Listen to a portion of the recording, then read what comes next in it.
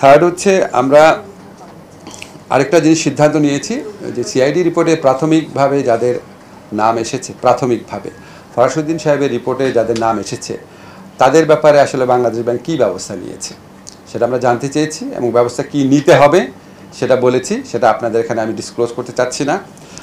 আরেকটা হচ্ছে ওই সময় আপনারা জানেন কিছু লিগাল ফার্মকে কাজ দেওয়া হয়েছিল। যেই লিগাল ফার্মকে কাজ দেওয়া হয়েছিল সেই লিগাল ফার্মে সাথে গত সরকারের আমলে অত্যন্ত ঘনিষ্ঠ, অত্যন্ত সিনিয়র একজন আইনজীবী জড়িত ছিলেন এবং এই কাজ দেওয়ার প্রক্রিয়াতে লক্ষ লক্ষ, এই কয়েকদিন আগে $8 লক্ষ পে করা হয়েছে এবং আমরা ওখানে শুনছি তাদের সাথে ইমেল আদান প্রদান করলেও তাদেরকে টাকা দিতে হয়। তো এই ফার্মটাকে কেন বাছাই করা হয়েছিল? এত টাকার বিনিময়ে এই ফার্মকে বাছাই করার পিছনে সরকারের ঘনিষ্ঠ আইনজীবীর কী রোল ছিল, সেখানে কোনো আর্থিক অনিয়ম হয়েছে কিনা এবং এখানে কোনো অস্বাভাবিকতা আছে কিনা কি সেটা আমরা তদন্ত করে দেখব। সেটা আমরা তদন্ত করে দেখব না, সেটা আমরা খতিয়ে দেখব। এটা পূর্ণাঙ্গ তদন্ত কমিটির রিপোর্ট না। আরেকটা হচ্ছে আমরা একটা সিদ্ধান্ত নিয়েছি, আমরা যে সিআইডির যে তদন্তটা হয়েছে যেটা প্রায় ম্যাচিওর পর্যায়ে রয়েছে, এই তদন্ত বা এই তদন্তের প্রেক্ষিতে কোনো স্টেপস নিলে সেটা আমাদের নিউ ইয়র্কে যে বিচারটা হচ্ছে সেটার ক্ষেত্রে কোনো রকম ভূমিকা রাখতে পারে কিনা বা এই দুটা প্রক্রিয়ার মধ্যে কি সম্পর্ক আছে, এক্ষেত্রে আইনগতভাবে এক্স্যাক্টলি আমাদের কি করণীয় সেটা পরীক্ষা করে দেখার জন্য আমরা ডক্টর কামাল হোসেনের যে ফার্ম আছে ওনার সাথে যোগাযোগ করব এবং ওনাদের পরামর্শের প্রেক্ষিতে আমরা ব্যবস্থা গ্রহণ করব। আমরা এই কমিটি 2 সপ্তাহ পরে যে রোববার আছে আবার মিটিংয়ে বসবো এবং আমরা 3 মাসের মধ্যে আমাদের যে সময় দেওয়া হয়েছে এই সময়ের মধ্যে আমরা কাজ শেষ করব বলে আমরা আশাবাদী। এবার আপনাদের আমি সব শেষ করবো তারপর। আচ্ছা, আর আমাদের কিছু রুটিন কাজ আছে, এটা আপনাদেরকে জানাই। আমরা রাজনৈতিকভাবে হয়রানিমূলক যে মামলা হয়েছে ফ্যাসিস্ট সরকারের আমলে, তার মধ্যে এ পর্যন্ত ৭,১৮৪টি মামলা আইন মন্ত্রণালয় থেকে প্রত্যাহারের সুপারিশ করা হয়েছে। সুপারিশ করার পর অল্প কিছুদিন লাগে, বাট সুপারিশ হয়ে যায়। ৭,১৮৪। আপনাদের একটু ব্যাখ্যা করে বলি, একটা মামলা প্রত্যাহার করার ক্ষেত্রে আমাদের অনেক কাগজপত্র পরীক্ষা করতে হয়।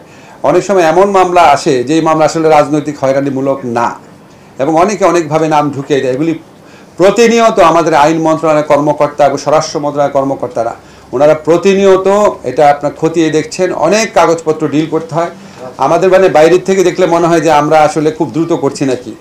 আমি আপনাদেরকে নিশ্চিত করতে চাই আমাদের যারা অফিসাররা আছেন দুই মন্ত্রণালয়ের তারা অত্যন্ত সিনসিয়ারিটির সাথে কাজ করছেন। এর চেয়ে দ্রুত কাজ করা সম্ভব কিনা আমার জানা নাই, তারপরেও আমরা এখানে আরও অফিসার নিয়োগ করে এটাকে আরও দ্রুততর করার চেষ্টা করছি। আর মাগুরায় যে চাঞ্চল্যকর আসিয়ার, আমাদের যে সন্তান আসিয়ার যে শিশু ধর্ষণ ঘটনা ঘটেছিল, এটা পুলিশে ইতিমধ্যে চার্জশিট প্রস্তুত করেছে। আইজিপি অফিস এটা পর্যালোচনা করছে। আমরা আশা করছি চার্জশিটটি আজকে আদালতে দাখিল করা হবে এবং আপনারা জানেন আমরা আইনগত যে পরিবর্তন এনেছি, পরিবর্তনের পর এই চার্জশিট দাখিল করার পর 90 দিনের মধ্যে বিচার কাজ সম্পন্ন করতে হবে। তবে আমরা যেহেতু ফরেন্সিক রিপোর্ট পেয়েছি, ডিএনএ রিপোর্ট পেয়েছি, ডিএনএতে যেহেতু আলামত মিলেছে, আমার ধারণা এই বিচার কার্য এর চেয়েও আরও মানে অনেক দ্রুত গতিতে শেষ হবে আমার ধারণা এবং আশাবাদ। আরেকটা বিষয় আপনারা জানেন যে বিবাহ নিবন্ধন যে বিধিমালা সেটা আমরা সংশোধন করে এটাকে জেন্ডার বৈষম্যমূলক বিধান বাতিল করেছি। অনলাইনে বিবাহ এবং তালাক নিবন্ধন করার বিধান সংযোজন করেছি। আমাদের সরকারের একটা আছে, কমিটমেন্ট আছে যত পারা যায় ডিজিটালাইজেশন করার। এই জন্য এখানে একটু অগ্রগতি হলো আপনাদের জানাতে চাচ্ছি। কারণ কিছু কিছু ক্ষেত্রে আপনারা জানেন আমরা যে পদক্ষেপগুলো বললাম, কুমারী শব্দটি বাদ দিয়েছি, মহিলা সাক্ষীদের স্বাক্ষরের জন্য প্রয়োজনীয় স্থান যুক্ত করা হয়েছে, বরকনের ছবি যুক্ত করার বিধান করা হয়েছে, দেড়মোহরের পরিমাণের দফাটি স্পষ্টীকরণ করা হয়েছে। এবার আপনাদের সাম্প্রতিক জামিনের প্রসঙ্গে বলি। আমি দেখলি জামিন হলেই খালি বলা হয় আইন মন্ত্রণালয় কী করছে বা আসিফ নজরুল কী করছে। আপনাদের প্লিজ কাইন্ডলি সাংবাদিকদের মাধ্যমে আমাদের সব ভাই বোন যারা আছেন বাংলাদেশের মানুষ, আপনাদের বিনীতভাবে বলছি আপনারা প্রকৃত অবস্থাটা একটু শোনেন, একটু বোঝার চেষ্টা করলে আমি খুব খুশি হব। এটা হচ্ছে জুলাই অগাস্ট গণ অভ্যুত্থান পরবর্তী সময়ে বৈষম্য বিরোধী আন্দোলনের বিভিন্ন মামলায় যেসব জামিন হয়েছে আমরা সেগুলি তথ্য পর্যালোচনা করে দেখেছি। প্রায় সকল মামলায়, রিপিট করি, প্রায় সকল মামলায় হাইকোর্ট থেকে আগাম জামিন দেওয়া হয়েছে। আপনারা জানেন হাইকোর্টের বিষয়ে কোনো মন্তব্য বা ব্যাখ্যা করার এখতিয়ারই আমাদের নাই। হাইকোর্ট তো আর আমাদের মন্ত্রণালয়ের সাথে সংশ্লিষ্ট না। হাইকোর্ট হচ্ছে প্রধান বিচারপতি বা আপিলের ডিভিশনের অধীনে। তো এখানে আপনার অধিকাংশ মামলা হাইকোর্ট থেকে আগাম জামিন প্রদান করা হয়েছে। আগাম জামিন প্রদান করার পর হাইকোর্টের আদেশ অনুযায়ী জামিনপ্রাপ্তরা কেবল অধস্তন আদালতে বেইল বন্ড দাখিল করে। এটা লিগাল প্রসিডিউর, আপনারা জানেন। জামিন তো আর অধস্তন আদালত দেয় নাই, জামিন দেওয়া হয়েছে হাইকোর্ট থেকে অধিকাংশ মামলায়। যেমন বগুড়ায় 130টি মামলায়, শুধু বগুড়া থেকে দায়েরকৃত 130টি মামলায় হাইকোর্ট বিভাগ থেকে আগাম জামিন দেওয়া হয়েছিল। এই সমস্ত ক্ষেত্রে আমরা অধস্তন আদালত বা আইন মন্ত্রণালয়, আমরা কালেকটিভলি বা অধস্তন আদালত যে কাজটা করে সেটা আপনাদের বলে দিই। যখন এরকম আগাম জামিন দেওয়া হয়, দেওয়ার পর আগাম জামিনের পিরিয়ডটা যখন শেষ হয়, ধরেন 4 সপ্তাহ আগাম জামিন দিল, এই 4 সপ্তাহের মধ্যে তো অধস্তন আদালতে এটা এখতিয়ারাধীন বিষয় না। 4 সপ্তাহ যখন শেষ হয় তখন পুনরায় জামিন চাইতে গেলে অধস্তন আদালত থেকে অধিকাংশ ক্ষেত্রে, অল্প কিছু ব্যতিক্রম ছাড়া অধিকাংশ ক্ষেত্রে সেই জামিনটাকে খারিজ করে, বাতিল করে তাদেরকে জেলে প্রেরণ করা হয়েছে। তবে কিছু কিছু ক্ষেত্রে অধস্তন আদালত থেকেও জামিন দেওয়া হয়েছে। এটাও আমরা অ্যানালাইজ করে দেখেছি বিভিন্ন কমপ্লেইন আসার পর, যে ওই মামলাগুলোতে বেশিরভাগ ক্ষেত্রে যারা জামিন পেয়েছে বেশিরভাগ ক্ষেত্রেই তারা এজাহারভুক্ত আসামি না। একটা জিনিস আপনাদেরকে জানিয়ে দেই, আজকে আমাদের একটা রিভিউ কমিটির মিটিং ছিল। আপনারা জানেন যে বাংলাদেশ ব্যাংক থেকে বিপুল পরিমাণ অর্থ, প্রায় $88 মিলিয়ন, রাইট, সেটা আপনার স্ক্যামের মাধ্যমে, এখান থেকে হ্যাকিং বলা হয়, স্ক্যাম বলা হয়, চুরি বলা হয়, বাংলাদেশ ব্যাংক থেকে লুট করা হয়েছিল। আপনার সেই ব্যাপারে অনেক তদন্ত কমিটি হয়েছে, অনেক বিচার কার্য শুরু হয়েছে বিদেশে। প্রকৃত অবস্থা কি এবং এখানে সরকারের করণীয় কি আছে সেটা পর্যালোচনা করে দেখার জন্য সরকারের পক্ষ থেকে একটা উচ্চ পর্যায়ে রিভিউ কমিটি করা হয়েছিল। এই রিভিউ কমিটির প্রথম বৈঠক আজকে বাংলাদেশ ব্যাংকে অনুষ্ঠিত হয়েছে। এই রিভিউ কমিটির প্রধান হিসেবে আছেন আইন মন্ত্রণালয়ের উপদেষ্টা, আমি নিজে। এখানে সদস্য যারা ছিলেন তারা সবাই আজকে মিটিংয়ে উপস্থিত ছিলেন। এখানে আমাদের ফয়জুল কবির ভাই উপস্থিত ছিলেন, আমাদের যে জ্বালানি উপদেষ্টা। আমাদের বাংলাদেশ ব্যাংকের যে গভর্নর আছেন আহসান মনসুর ভাই, উনি উপস্থিত ছিলেন। আমাদের তথ্য প্রযুক্তি মন্ত্রণালয়ের বিশেষ সহকারী, আমাদের প্রধান উপদেষ্টা বিশেষ সহকারী ফয়েজ আহমেদ তৈয়ব, উনি উপস্থিত ছিলেন। এছাড়া আমাদের যে আরও 2 জন বেসরকারি সদস্য আছেন, আলী আশফাক সাহেব এবং নজরুল হুদা সাহেব, ওনারা ব্যাংকার, ওনারা উপস্থিত ছিলেন। আজকে পূর্ণ কমিটির মিটিং হয়েছে। মিটিংয়ের মধ্যে দিয়ে আমরা কয়েকটা সিদ্ধান্ত নিয়েছি। সিদ্ধান্ত নেওয়ার আগে আপনাদের শুধু একটু প্রেক্ষিতটা বলে নিই, এটা আমার ব্যক্তিগত মন্তব্য। সেটা হচ্ছে এই বাংলাদেশ ব্যাংকে কিন্তু আসলে $2 বিলিয়ন এখান থেকে চুরি করার, লুট করার প্ল্যান ছিল। এটা আপনার শেষ পর্যন্ত করা গেছে $88 মিলিয়ন। তার মধ্যে $66 মিলিয়ন আমরা এখনও উদ্ধার করতে পারি নাই, বাকিটা উদ্ধার হয়েছে।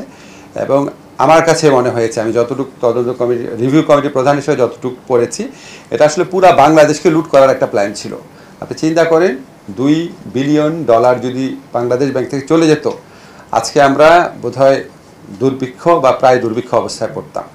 যাই হোক, এটা একটা অত্যন্ত গুরুতর এবং জঘন্য একটা ফিনান্সিয়াল ক্রাইম এবং বাংলাদেশ বিরোধী অনেক বড় ষড়যন্ত্র।